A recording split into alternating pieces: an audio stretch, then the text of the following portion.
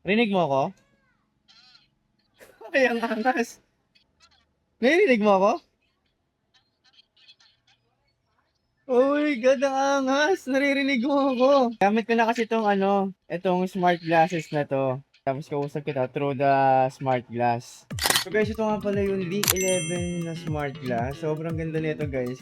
Nakaka-elib siya kasi pwede mo na siyang marinig dito. Kahit di ka na maglagay ng AirPods, maririnig mo na sila dito. At malakas to guys ha, malakas. Malakas, nakakatuwa nga actually. Ang galing pa nito guys ha, kasi may black din na variant nito. So kung i-check nyo lang yun yung sa link, meron siyang black na pang shades talaga para kayo naka-sunglass talaga. Pero ito, sakto naman pang forma. Ayun no. So ayan siya guys, yung ating B11 na smart glass. Kung totoo guys, okay naman siya pang forma din talaga. So pag nagsasalita ka o may kausap ka sa cellphone mo, ikaw lang din makakalam na may kausap ka.